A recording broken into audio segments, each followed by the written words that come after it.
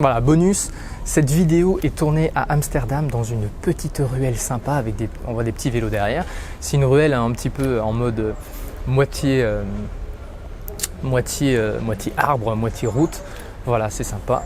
Bonjour à tous, c'est parti aujourd'hui pour une nouvelle vidéo dans laquelle je vais vous raconter 5 anecdotes sur Milton Erickson.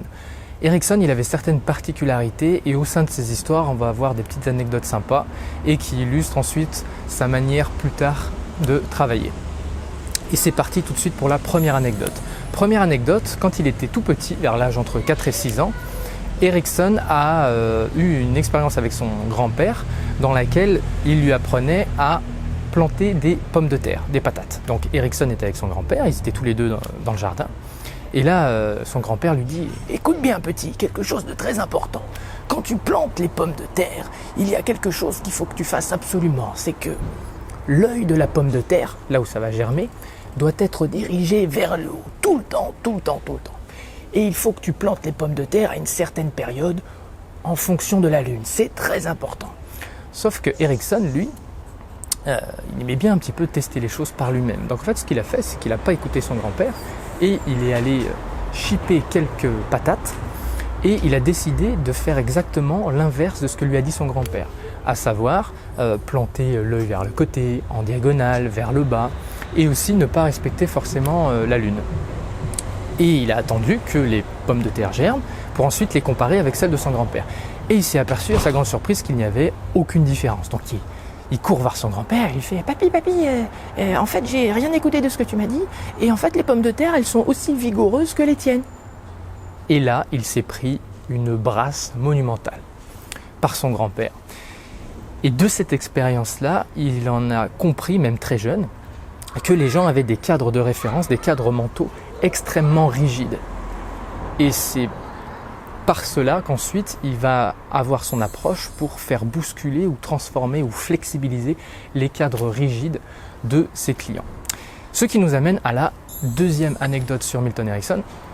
Toujours quand il était petit, il arrivait à un âge où il apprenait à lire. Sauf qu'en fait il avait d'énormes problèmes de vision, d'audition et de dyslexie très sévères. Par exemple, il raconte qu'il n'arrivait pas à faire la différence entre un M et le chiffre 3. Ce qui, au premier abord, n'a rien à voir. Mais lui, il ne comprenait pas. Donc, un jour, son institutrice était avec lui en fin des cours. Elle lui dit « Mais Milton, il y en a un, c'est un M, et l'autre, c'est un 3. Ça n'a rien à voir. » Et Erickson répondait « Je ne comprends pas. » Parce que vraiment, au fond de lui, il ne comprenait pas la différence entre ces deux choses. Donc, il passait des heures après les cours et ça ne passait pas, quoi. Il y avait des choses qu'il ne comprenait pas. Et un jour, épuisé, la professeure lui dit « Je sais pas, c'est comme des jambes. Il y en a un, il a les jambes sur le côté, et l'autre, il a des jambes vers le bas. » Et là, illumination pour Milton Erickson.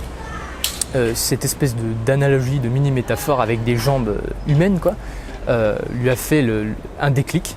Et il raconte que ça lui a fait quelque chose d'extrêmement, comme quelque chose de très brillant, qui racontera ensuite, qu'il identifiera beaucoup plus tard comme une expérience, un phénomène hypnotique.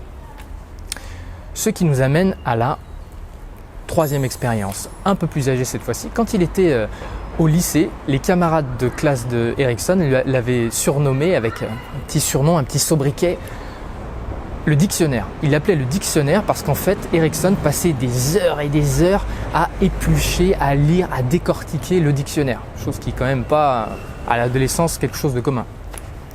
Et en fait, il explique que quand il cherchait un mot, donc on va dire, je sais pas, mnémotechnique par exemple, il allait au M et ensuite, il allait faire toutes les pages, lire tous les mots jusqu'à trouver sur le mot en question qu'il cherchait au départ.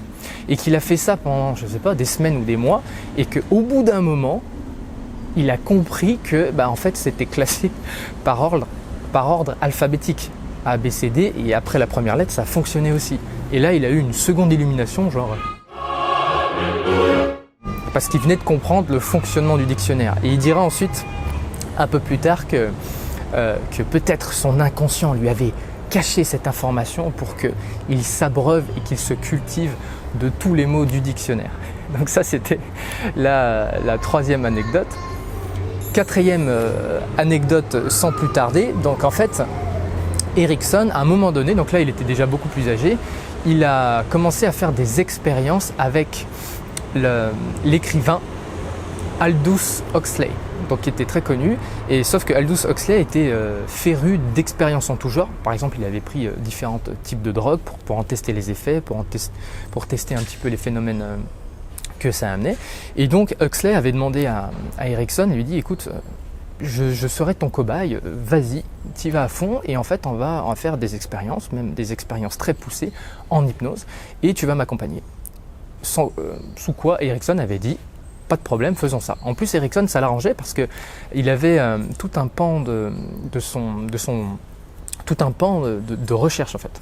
Il aimait faire des expériences pour en tirer des recherches, pour en tirer des conclusions, etc. etc. Et donc en fait il lui avait dit bah, allez go, on y va. Ils avaient commencé à travailler, donc il avait fait des expériences de base, puis ensuite des expériences plus poussées, puis très poussées, avec beaucoup de phénomènes hallucinatoires, des hallucinations, des trans profondes, des trans somnambuliques, des dissociations, des doubles dissociations, des régressions, des doubles... Enfin bref, vraiment, allez voir dans le livre, ça va assez loin quoi. Et donc en fait il prenait énormément de notes et il n'y avait pas internet, il n'y avait pas le cloud à l'époque, il s'était arrangé pour dire bah écoute Huxley, tu vas prendre toutes les prises de notes et tu les stockeras chez toi, puis voilà quoi. Et c'est ce qu'ils ont fait. Ils avaient pris énormément de notes, sauf que malheureusement, il s'est passé quelque chose, un incendie en Californie dans la maison de Aldous Huxley qui a ravagé toutes les prises de notes. Et du coup, ça a vraiment, ça a mis les boules à Ericsson et à l'autre aussi d'ailleurs. Voilà, expérience pas très cool pour eux, mais en tout cas il avait juste préservé des bribes de notes qu'on peut retrouver d'ailleurs dans le tome 1 des Collected Papers de Ericsson. Et on arrive à la 5e anecdote. Donc quand il était adolescent, à 17 ans, Ericsson a été frappé de plein fouet par la poliomyélite. Donc maladie très grave et en fait qu'il avait beaucoup entamé dans son énergie, etc. Et il arrive à un soir où il était vraiment au plus mal, il était allongé dans son lit et du coup sa mère avait appelé le médecin. Et en fait, donc il y avait le médecin qui était un peu plus loin dans le couloir avec la mère d'Ericsson. Et il commence à parler et en fait dans la discussion, en gros le médecin dit à la mère d'Ericsson c'est bon, c'est terminé en fait, votre fils il passera pas la nuit, il verra pas le soleil se lever demain matin. Et en fait Ericsson a entendu ça. Et à un moment donné, quand le médecin est parti, il a demandé à sa mère, il lui a dit « Maman, s'il te plaît, est-ce que tu peux prendre la commode là, il a poussé sur le côté, là, plus par là. » Et donc sa mère, en fait, elle s'est dit « Le pauvre garçon, il est en train de délirer à cause de la fièvre. » Mais pas du tout. En fait, il avait demandé spécifiquement de prendre la commode et la pousser parce qu'en fait, la commode gênait le mouvement du soleil que lui voulait absolument voir le lendemain.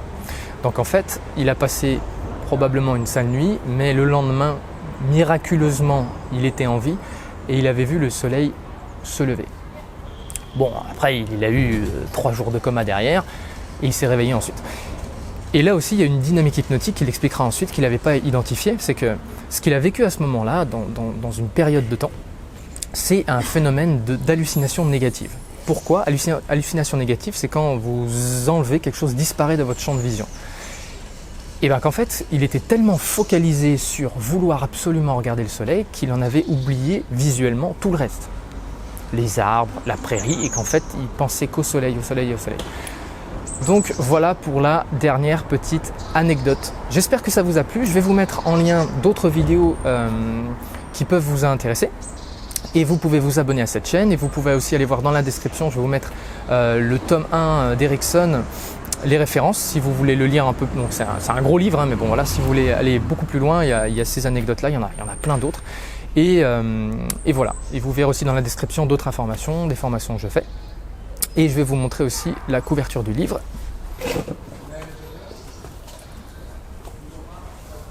Voilà, donc c'est ce livre-là. Voilà où vous allez trouver, donc il est balèze, hein, voyez là, ça fait 700 pages à peu près, donc c'est vraiment pour les gens qui veulent s'y intéresser de beaucoup plus loin. Merci à tous.